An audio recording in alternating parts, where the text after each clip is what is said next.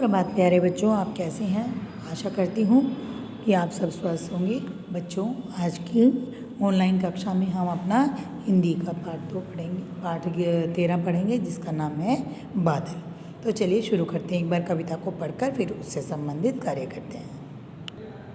कहता है, बादल बादल बरसो पानी, आज नहाएंगे मन मानी।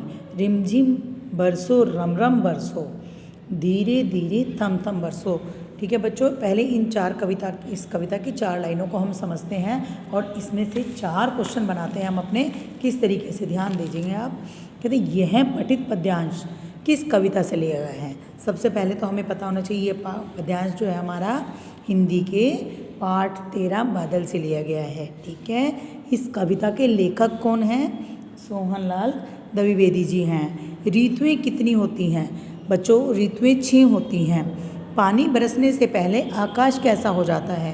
काला हो जाता है। ठीक है ना। वर्षा होने पर आकाश में क्या दिखाई देता है? वर्षा होने पर आकाश में इंद्रधनुष दिखाई देता है। वर्षा ऋतु में कौन टर्टर करता है? मेंढक टर्टर करता है। जिससे नाव, आगे देखो, रिमझिम बरसो पानी, धीरे धीरे थम थम बरसो। वर्षा ऋतु में बादलों को कैसे बरसने के लिए कहा गया है? धीरे धीरे बरसने के लिए कहा गया है।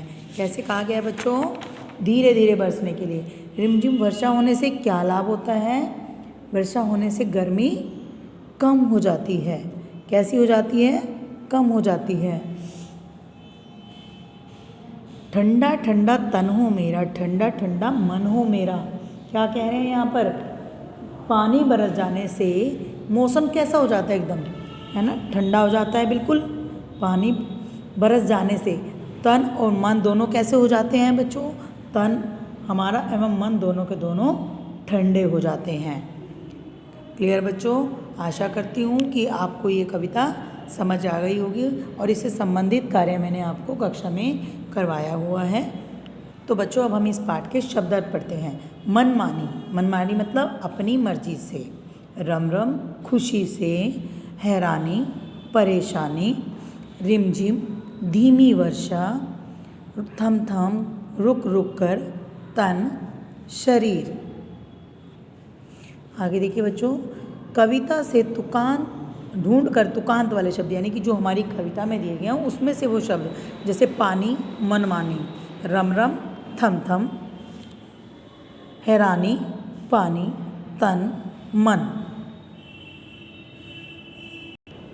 आगे देखो बच्चों, यानी कि बहुविकल्पीय प्रश्न आपके MCQ क्वेश्चन है। जो सही उत्तर है उसके सामने सही का निशान लगाना है। धीमी वर्षा को क्या कहते हैं? रिमझिम, फुहार या झमाझम? रिमझिम। नानी का लिंग क्या होता है? स्त्रीलिंग है, पुल्लिंग है, नपुंसक लिंग है? नानी क्या है? स्त्रीलिंग। बादल का पर्यायवाची क्या शब्द है बच्चों? मेघ। जिससे हो ना हमें हैरानी में सर्वनाम शब्द क्या है? हमने पढ़े थे ना पाठ ग्रामर में, सर्वनाम किसे कहते हैं, है ना। उसमें हो, हमें, हैरानी ये शब्द तो नहीं थे। हमें सर्वनाम शब्द क्या है इसमें? हमें। बच्चों पढ़िए, समझिए और लिखिए। बादल जैसे लिखा हुआ है, अपनी मर्जी से आप इसमें समझ के लिखना है आपने। बादल गरजता है, बिजली चमकती है, पानी बरसता है, बच्चे खेलते हैं, इंद्रधनुष रंग बिरंगा है।